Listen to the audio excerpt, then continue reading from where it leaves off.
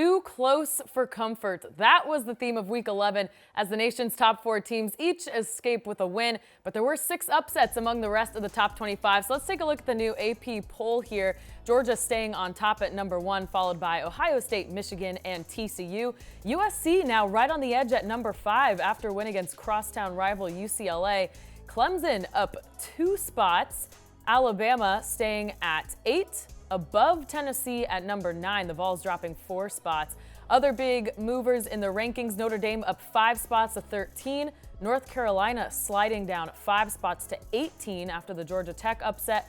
Ole Miss down 6 to 20. And UCF tumbling 8 spots, hanging on at number 25. Let's bring in Brad Crawford now to break down a wild weekend. Brad, we were just a couple bounces away from utter and complete chaos in that top 4, but Georgia sneaks by with a 16-6 win against Kentucky. Do you still think the Dogs are worthy of that top spot, or should there be more discussion there?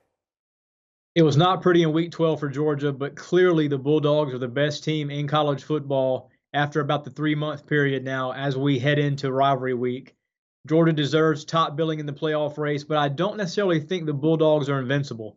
They've struggled at times putting teams away that they should handle pretty easily. Even Kentucky, a team that has struggled to score all season long, had a chance late in that game to make it a one-possession contest had Will Levis completed a 2-point conversion throw. But if this Georgia team, Grace, gets in a situation where it has to play from behind in the postseason, that could be worrisome for the defending national champions.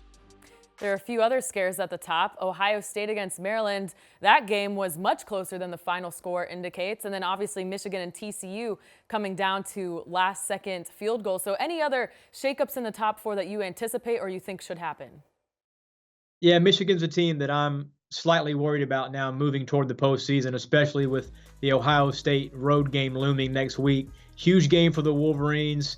Even bigger game for the Buckeyes, in my opinion, because Ohio State lost this matchup last season. But Michigan's a team that needs to look good against Ohio State, because if Michigan loses that game, I don't think the strength of schedule is good enough for Michigan as a one-loss team to make it as an at-large bid, because Michigan needed to look good Saturday against Illinois, and as we saw by that highlight there, they did not. Wolverines won by a late field goal,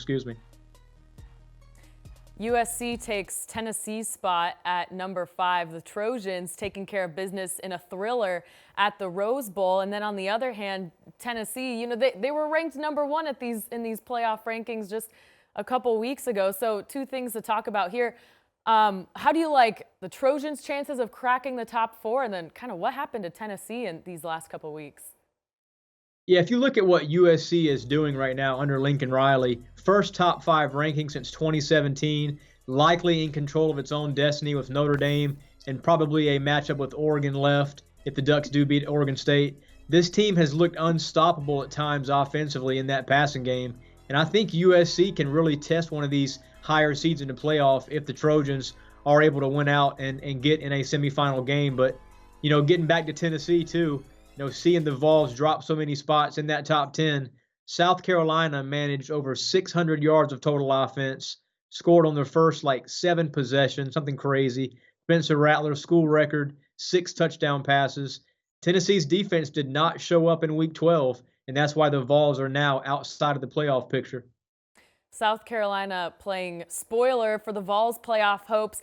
I have to imagine Gamecocks fans were feeling a little bit conflicted because they just opened the door for Clemson maybe to sneak into the playoffs there. So speaking of that, let's take a look at your projections for what these final 6 spots may look like in a couple weeks. And you do have USC, you think, making the top 4 and Clemson right there.